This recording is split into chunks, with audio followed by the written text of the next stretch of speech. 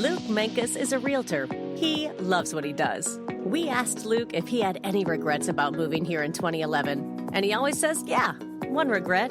And that is, he didn't move here sooner. When Luke came here, he didn't know anyone. He didn't know the neighborhoods or anything or anyone besides his daughter, who was 6 years old at the time. So he knows what it's like. Now, he's an expert and has helped well over 100 single people, couples, families, and investors with their real estate needs in the Okanagan. If you're new to our beautiful city, Luke can help you get connected with great lawyers, dentists, carpenters, landscapers, swimming pool installers, you name it. And whether you're new to Kelowna or not, Luke knows real estate. He can help you find a great property, negotiate a good deal, and hold your hand all the way through the process until the day you get your shiny new set of keys. Luke is known as a no-pressure kind of guy. He's had clients where it took even a year or more to get them into a property. He just doesn't believe in rushing things. On the other hand, when you decide it's time to act, he's diligent, and he'll work day and night until the job is done. Give Luke Menkes a call or a text message at any time, 778-215-4273. Again, that's 778-215-4273. 778-215-4273 to chat with Luke about real estate. So Tanya, you came to Kelowna about two and a half years ago. Yes, How did you did. end up in our wonderful city? Well, I was living in Prince Albert in Saskatchewan, and I literally typed into Google, nicest place in Canada to live, and Kelowna came up. So we packed up everything in the car and we drove 15 hours across Canada. I had a dog on my knee, like things sticking in my neck. And we drove here and we stayed in an Airbnb on the west side for 4 days and we had nowhere to live. No job, but I just believed and had faith. And we found somewhere to live within 4 days and the rest is history. So you didn't know anyone. No. You weren't sure what you were going to do. Nope. But you said, let's move to the most beautiful place in Canada. Yes. And that was it. Yeah. And stuff sticking into your neck, I'm assuming you mean your car was like really packed with everything. Yeah, all our life was packed into this one, we had like a 4x4 car. Yeah. I can't think of what it was called, but we literally packed everything into there. As we were packing, we were having to take stuff out and be like, no, we can't bring that. And just everything that would fit in the car. And then we bought ourselves and the dog and came to Kelowna. Wow. Yeah. How did the dog cope with the trip with all this stuff? Well, I think it was more me that had more of a struggle because his name's Pierogi. And he was sat on my knee for the whole time loving it because he was getting all this love, but he was like jumping all over me, wanting to look out the window. So it was more a traumatic experience for me than the dog. He loved it. Right. Yeah. And when you got here, did you agree that it was the most beautiful place in Canada? Absolutely. Yeah. Because as we drove in, we went through Banff and stuff like that. Yeah. We stopped off and we looked at the water and I was like, oh my God, this is just... Because I've never seen anything like that before. I'm from the UK. Right. It just rains all the time. So when we were driving in, I was like, oh my God. And then we went past a goat place on the way into Kelowna. And we got out and Pierogi was loving it because of the goats. And I was like, this is magic. All these goats walking up these ramps, and it was just so eccentric. I was like, this is it, I'm supposed to be here. Then we drove into Kelowna to the west side and it's just so beautiful there. Saw the lake and I was like, yeah, this is the most beautiful place I've ever seen. Nice. So how did you get from the UK to Prince Albert, Saskatchewan? I blame Instagram. Yeah, that's where I met my ex-husband, was on Instagram. So you started interacting on Instagram, and he's like, I'm living in the middle of Saskatchewan. He didn't tell me how bad it was, though. No offence to Prince Albert. But he didn't ever disclose, hey, it's really flat here, it's really cold. So I literally moved out here for my ex-husband. And when I got to Prince Albert, it was quite beautiful. It was really warm. So I was like, oh, this is great. Then winter came. Yeah. And it wasn't great anymore. And I was like, what is this? So you had a discussion. You said, we're not going to stay here. I did one winter and I was like, I'm going to die. Because Yeah. I'm very dramatic. I'm a very dramatic person. Right. So I was like, I'm going to die. I can't handle this. It's just, I felt it in my bones. I vividly remember taking Pierogi out one night for a walk and my hair was bone dry. I hadn't washed it for days. and I thought I'd got cobwebs in my hair because my hair froze. Right.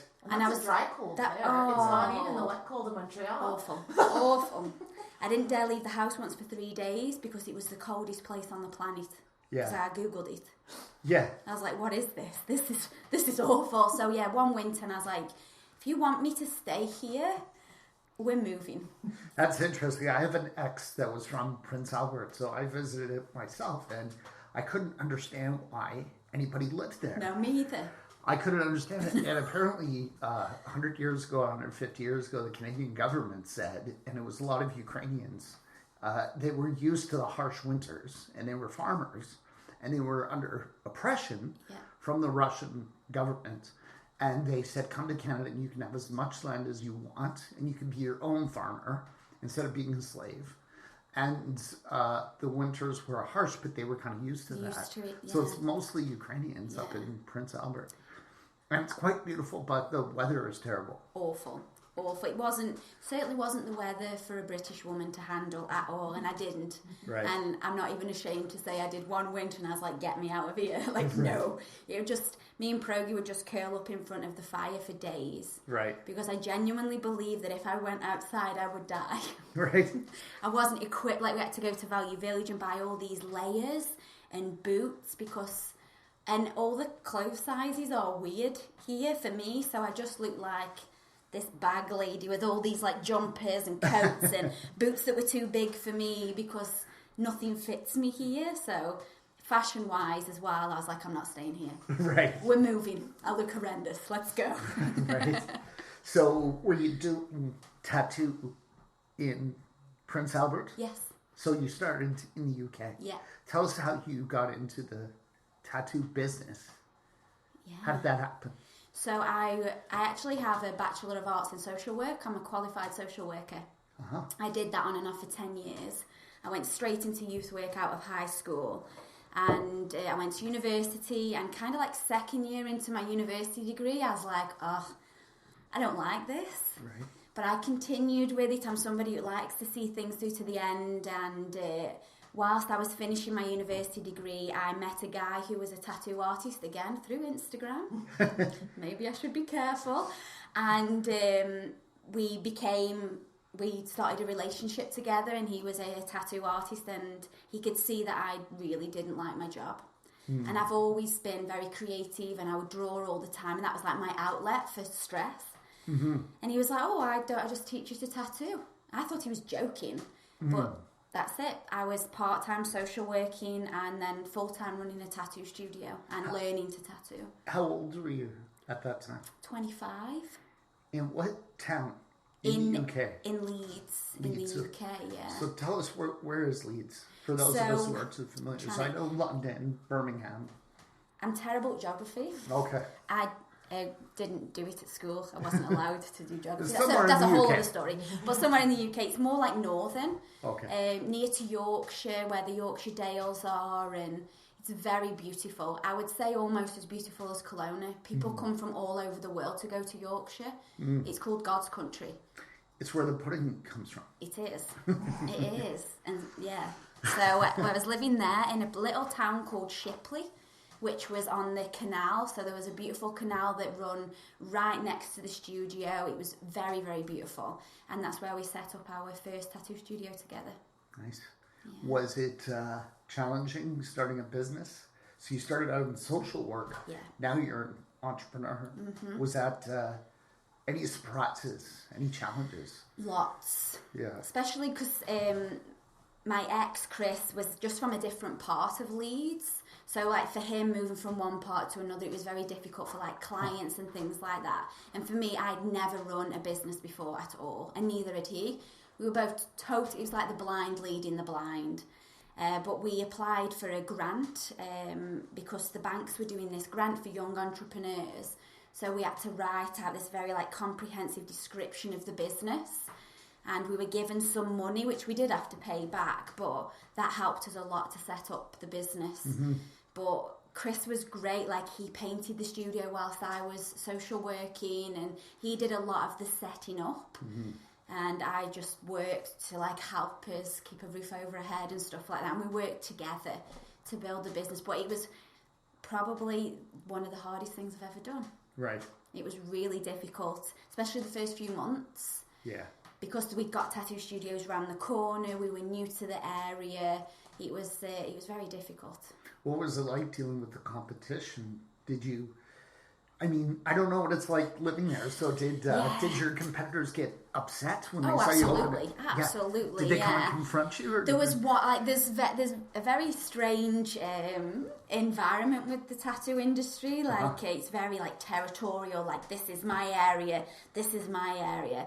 And Chris and I really tried to stay out of that. But it's you're going to get pulled into some of that drama.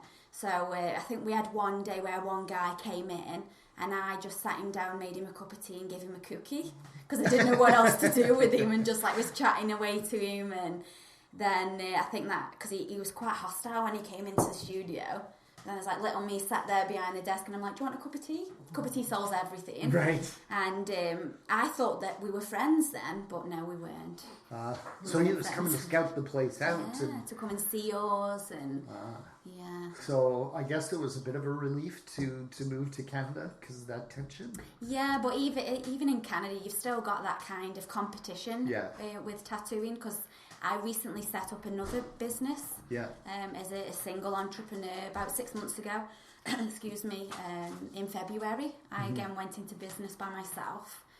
So I've had to navigate the competition because Kelowna is like rife with tattoo studios. There's one like every 100 steps. Is there enough business? For me, yeah, I am doing very well because I have a very unique style and I don't just do tattooing. I know that your work is amazing because I interviewed Scott and I was asking him about some of his tattoos, and he said you did them and they're really incredible. So tell us about your unique style. What makes it unique and how did you develop it? That's a good question. So I mainly do lots of like black work. What's that? So I don't use a lot of colour. I have done on Scott, I've done both. Yeah. But what I love is like black work tattoos, so it's lots of black. Very like a sketchy, etchy style. There's a guy from, he was like the 1300s, and he's named Jean-Baptiste, and he's an artist from France, and he's very, very much someone that I take a lot of my inspiration from. And you know, like the woodcut style? Yeah. That's what he does. I'm thinking of, would it be similar to like people who do like pencil or pen? Yeah, art, very thin lines. Yeah. Or I do very thick lines or hand poke. When I moved to Canada, I'd got no tattoo machines, and that's all I know, and I've done for like the past 6 years. So I taught myself to hand poke. What's hand poke? So I just use a single needle, and I build up a tattoo using single dots. Scott's shin pieces, which are very large, were all hand poke. Took us over 40 hours to do. Wow. Yeah. So that's like the traditional in the tribes. Goes back thousands of years. They found mummies with hand poke tattoos. So the 1300s, Jean-Baptiste, a Frenchman. I guess there are books where you could see his illustrations, and people recorded this. Yeah. History is fascinating. It's amazing, yeah. How much do you know about the history of tattoos? Quite a lot, and I've recently gone back to researching inks and things like that because things move so rapidly and quickly in tattooing, as they do in any industry. I mean, when I think about, I got my first tattoo when I was 15, so that was 16 years ago, and machines and inks have come on so far just in 16 years. So I had a friend of mine recently ask me about tattoo inks and do they contain metals, and she's been reading all these scare articles online. Yes. And it kind of inspired me to go back and look at what is in tattoo inks these days. And I was quite shocked. It kind of opened my eyes, and that's another reason I only use predominantly black ink, because it doesn't contain as much metal as other tattoo inks. As coloured inks. Yes. Interesting. And has it changed much over the centuries? Like so tell us, what is in tattoo ink? So you said there's some metal, but what is it? So basically tattoo ink, it's like it's just a pigment. And in one thing I recently found out is that in red inks they put I'm trying to think of the way, it's basically like a rust to make it red. And that's one of the colours that people have a lot of allergic reactions to, and now it kind of makes sense. I see. So they use rust to get red. What would you use to make yellow, for example? I'm not sure, actually. I'd have to get back to you on that one. So most of the time you're purchasing these inks, so I make sure I purchase suppliers. mine from people who don't put stuff like that in their inks. Right. All my inks are vegan. They're all animal friendly. They're all like cruelty friendly. They haven't been tested on animals, and they contain natural ingredients. Right. I had to do a lot of research about that, because that was another difficulty I had, was finding a really good Canadian supplier, because I was still ordering from the UK, so it was double the price. Yeah. So I use Good Guy Tattoo Supply. They are amazing. Yeah. And they get things to you like super quick, and their inks are all really good. That's interesting. Because, I mean, you might not, if you're a tattoo artist, you might not even be aware of where the products are coming from. You're just like, this is a good price. They got the colors I want, so you place an order. You just have to pay a little bit more money for the same with needles and things like that. Because there's been a lot of research come out lately about the amount of metal that's in the tattoo needles themselves. So there's this other company who make these special needles that have like less metal components to the needle, and they've got these grips that are biodegradable, because there's lots of waste in tattooing as well. So that's something else that I'm consciously aware of, reducing my waste as an artist. Yeah, right. So. When it comes to history and culture of tattoos, so in the 1300s, Jean-Baptiste, the Catholic Church in France was very powerful at that time, and they basically set the rules. Was it socially acceptable, do you know, back in the day to have tattoos? Absolutely, or was it like not. an underground Yeah, thing? it's an underground thing. I think it's only recently been that, like, still that tattoos moved into mainstream. There's still very much like that judgmental kind of historic attachment to tattooing. You know, if you've got a tattoo, you must have been in prison. Like, it's still that thing of like sailors have tattoos. Yeah. You know, it's still very much frowned upon by a lot of people. Yeah. I still get that a lot. Especially because I've got my neck done, I've got my hands, I've got a face tattoo. Like Scott has a head tattoo. Yeah. You know, it's still very much not been brought fully into the light. It's still not fully accepted. Yeah. It's still something that people have a lot of trouble with. What kind of issues did Jean-Baptiste and people like him face? Like, did they have secret clubs, or how did a tattoo get done without getting arrested? Well, Jean-Baptiste was predominantly an artist, not a tattoo artist, so I just took inspiration from his art. But I'm aware that, like, back then, tattoos weren't as much of a thing. It was more of, it was still a cultural thing, so tribes were getting tattoos. Right. It was kind of like a rite of passage thing. Right. It was more like only, like, wild people, right? You know, tribal people got tattoos. Pirates. Oh yeah, pirates, things like that got tattoos. Witches, yeah. You know, Western culture wasn't that common. No, absolutely not. So you wouldn't have found somebody who, you know, like a higher, maybe somebody who was classed more as like, I want to say posher, but that's not the word that I'm looking for. Nobility, yeah. You wouldn't have found somebody of like noble stature with a tattoo. Right. And are there ancient cultures where it was more popular, more common, like maybe Egyptians, or where it was, you know, where a wealthy person or a noble person might even have a tattoo? Especially women.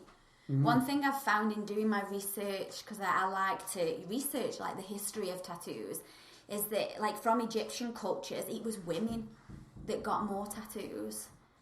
Because it was a ritualistic thing. They would like, it was kind of like a way of putting decoration on the skin with symbols and patterns, and they would all be very much inspired by gods and goddesses, and it was like the sun, the moon. It was very much like a magical thing, a very powerful thing. Right. And we know this because we see, like in the tombs and so on, and the nobles and the wealthy people had a lot of artwork done of them. Yeah. And they had tattoos. Yeah. But it goes back thousands of years. Especially, it's a very tribal thing. Mm-hmm. I love that's why I love the hand pokes. You can create that tribal look. Yeah. And there's women even now in like tribal cultures that will get these beautiful face tattoos. Yeah. And it's all down like the face and all down the neck, but the men don't get them. It's very much a female thing because they're classed as wise women. Interesting. Yeah. What do tattoos mean to you? Like what is the is it something fun to do or something decorative, or do they have deeper meaning in some cases? All of my tattoos have a deeper meaning. Even like I have Disney princess down the side of my hands. Right. And even that for me, even though it's a fun tattoo, for me it was because I love Disney. Yeah. And Disney for me, it's not just a surface level love, it's a deep love going back from being a child. So getting that done for me, and it was my first hand tattoo as well.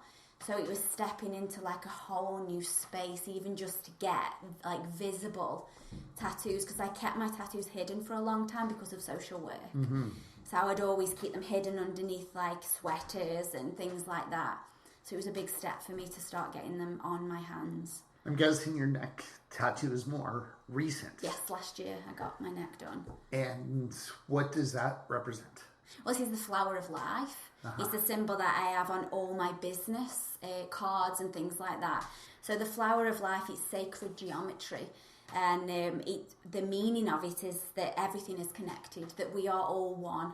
What you do to yourself, we do to other people. You know, how we show up affects other people. Right. It's like a vibration. Yeah. It looks like a lattice work. Yeah.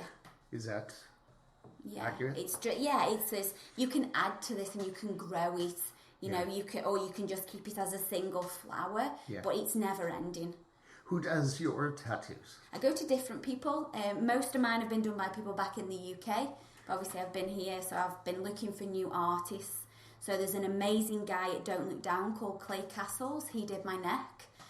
He's also done some symbols on me as well. And then there's another amazing artist called Lars. And he works at, I think it's Live Another Way. Mm-hmm. And he's going to be carrying on a lot of work for me as well. How do you deal with different styles? So you've got a unique style, very particular style. But if someone comes to you and says, you know, I love your style, but I've got something that maybe you haven't seen before, or it's not your favorite, and they say, I want you to do this, will you do it? No. No. So you will do your style. I will do other styles, and I don't mind. For me, my happy place is tattooing. Right. So I don't care if it's a single letter or if it's a full sleeve. As long as I'm tattooing, I'm happy. Right. So I'm very open to different styles. But if it's something where I know I can't do an amazing job, I'll tell them to go to somebody else. Because I want them to have the best possible experience. Right. I want their dream to come to life. Right. And if I can't confidently do it, I'll just... So it's more a question of what you are really great at. Yes. That's what limits. So has anyone asked you to do a tattoo that, I don't know, for ethical reasons or something you don't want to do it for that reason? Or is it just because of competency and you want to stick to what you're excellent at? It's a bit of both, really. Yeah. Definitely. If somebody comes to me and it's something where I know, like if it was a realism, I can't do realism. Right. Maybe it's a fear thing as well. I probably could. Yeah, but you don't want to make a mistake. I don't want to make a mistake. You know, tattoos are permanent change to the body. They can't just rub it off. Right. So I want to, ensure that when I'm doing something, it's to the best of my ability and that the people are getting a good job. I won't just do something for the money. Right. Definitely not. It's... Tattooing for me is very much an energetic thing as well. It's an energetic exchange, Somebody's coming to me with an idea for money and it's, and in exchange for that money they're getting a piece of artwork. Yeah. And it's a permanent piece of artwork. So if somebody's coming to me and I can't give them a full positive energetic exchange, I won't do it. Right. Tell us about your shop. Where is it? And how do people get in touch with you? So it's on Pandosy Street, but the other end, I didn't realise there's two ends to Pandosy. People get lost all the time. It's really confusing. Very confuses me all the time. I think it was around 2004 when they built the new bridge, Okay. and they rerouted all these streets, and they said, we'll just keep the name the same. People are like, where does it merge onto? I'm like, I don't know. You come off Bernard, and Most it's of us kind of don't down there. Like, yeah, so I'm based, it's 1638 Pandozzi Street. It's next to the new winery called Rico Bambino. Oh, yeah. Yeah, so I'm next door to there. Right. You knew this. I haven't been there yet. Rico Bambino is nice. We've Yes. had a couple glasses of wine there. I haven't been yet. And I noticed your shop, but didn't know it was you. So we'll definitely pop in and say hi. It's a very beautiful space. I'm very proud of the space that I've created there. It's very open, and it's very much me. I was really fortunate. So there was a previous owner. She was called Ink and Arch. She now is moved to Alice Street. She's an absolutely amazing microblade artist. So she does the eyebrows. She's got her own academy now, and she teaches people. She's absolutely phenomenal. She taught me how to do microblading. And she moved out and left me a desk. She left me a bed. And I was like, can I pay you? And she's like, no, it's fine.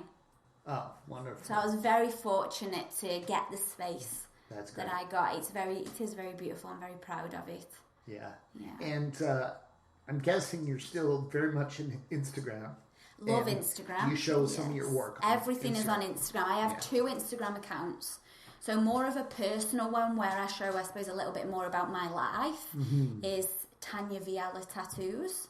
Okay. And my business page is the Inked Emporium. Okay. Yes. Now we'll put links to one or both. Okay, It's up to you great. in the show notes. Yeah. But I think Instagram is great for visual artists It is, like yourself. So who would you like to nominate to come on the show in the future? So, my friend Sylvia Wells, she's an absolutely phenomenal energetic healer. She's got her own business. It's called R&R Wellness. Again, she can be found on Instagram. She does healing sessions out of her own space and also at the Inked Emporium. Nice. So people can contact her through Instagram and set up whether they want to come to my shop. She has her own room there. Yeah. And she's also got her own room, her own studio. What do you like about Sylvia? Everything. She's a phenomenal woman. I met her when I first moved to Kelowna. We went to a meditation at the Pyramid at Summerhill Winery, and we instantly connected. And she puts up with my madness on a daily basis. I'll message her and be like, "Did you feel that?" And she'll be like, "Yes, I did." She makes me feel like I'm not so crazy. Wonderful. She does. She colludes with my madness. We need friends like that. Yes, we do. She's phenomenal. She's a wonderful person. Do you have any questions? Kara's got this annoying habit. As soon as I shut the microphone off, Lots of questions. as soon as I shut the recording off, she comes up with a brilliant question. I'm like, we just finished. But do you have any? Yeah. So how do you deal with the passion of the art and making them hurt? Because it hurts to get a tattoo. It does. So how do you make yourself feel like you're not hurting them so badly? That's a really, really good question. So in 2016, I went to do my Reiki. So I'm also a Reiki healer. That's also something else that I offer. And I still struggle with that. When I first started tattooing, I would be constantly told off for saying sorry, which fits really well in Canada. It's a Canadian thing. I was going to say, you are an official Canadian now. Yeah, because I say sorry all the time, and it's one thing that I kind of really had to drum out of myself. Because that when someone was like, "Ow," or that's hurting, I'd be like, "I'm so sorry, I'm so sorry." And what that kind of did is make people feel that I wasn't in control. Yeah. Because I'm saying sorry. So I kind of apologise after now. And whilst I'm doing the tattoo and giving them that experience, I will ask, do you want me to channel Reiki, healing energy whilst we're performing this tattoo? And it kind of becomes like a ritual. So I don't just offer, your bog standard, come and get a tattoo from me. I like to ask people, do you mind if I sort of channel the Reiki energy, put some love in as I'm putting that pain in. And I very much try to hold space for people when they're in that painful space. Yeah. And I always say to people, don't be a hero. If you're in pain, tell me. We can stop, we can take breaks. Nice. You know, it hasn't all got to be done at once as well. If your body's saying no enough, listen to your body and come back at another time. Do you get a lot of swearing? Not so much in the UK, absolutely. Every other word's the F word. But one thing I have found in Canada is people are a lot nicer. More polite. More polite. And I'll say you can swear, just don't swear at me. Right. Yeah. The swear words go past me. There's only been one person that, whilst I've been here, who was actually swearing at me. Yeah. And she was getting a foot tattoo and I'd warned her. Worst spot ever. I'm very much somebody who will say, this is going to hurt you. Because I want to prepare people. I would never say, oh, it's not gonna. It's fine. It's like a fairy tickling your foot. I wouldn't. So I'd already said to this lady, like, are you sure? It's only a second tattoo, and she started swearing at me straight away. Yeah. And she directed a swear word straight at me and called me the B word. Oh.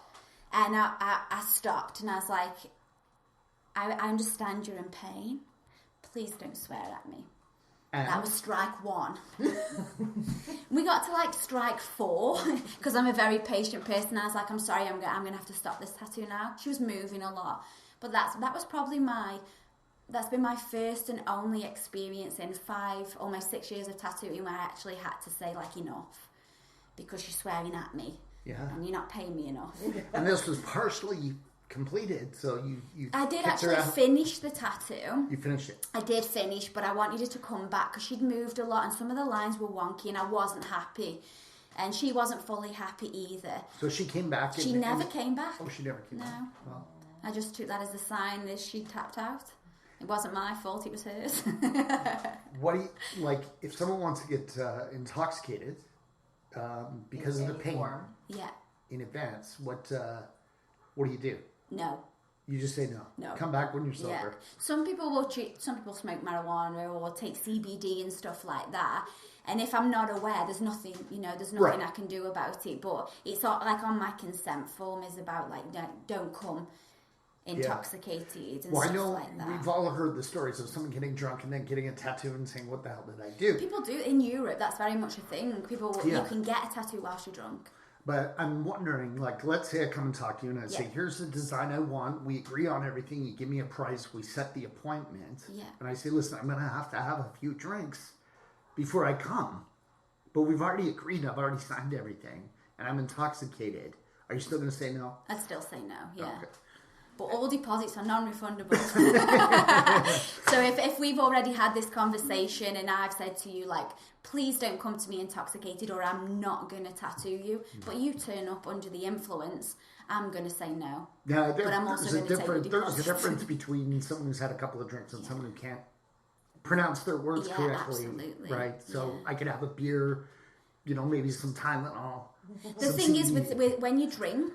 I take Tylenol, it thins your blood. So you'll bleed more. So I can always, even if somebody's had a couple of drinks and I can't smell it or I don't know. I had 5 women come to me a couple of weeks ago and it was an absolutely glorious experience. We were all just loving being in this space together. And I got to like the 3rd girl and the first 2 were fine. I got to the 3rd one and she bled quite a lot. So I said to her, have you had some drinks this morning? And she kind of just looked at me quite sheepish. And she's like, only like 2. And I was like, okay, but had I have known. But she wasn't slurring her words. She just enjoyed like a few drinks with her meal. Yeah. She did bleed a little bit more. Yeah. But she wasn't falling off the bed. She wasn't, totally out of it. But she definitely had like 1 or 2 drinks because you can tell because she bleeds more. Well, this is good to know. For people listening who are thinking of getting a tattoo. Please don't drink and get a tattoo. Right. Awesome. Well, let's end there. That's great. Yeah, great.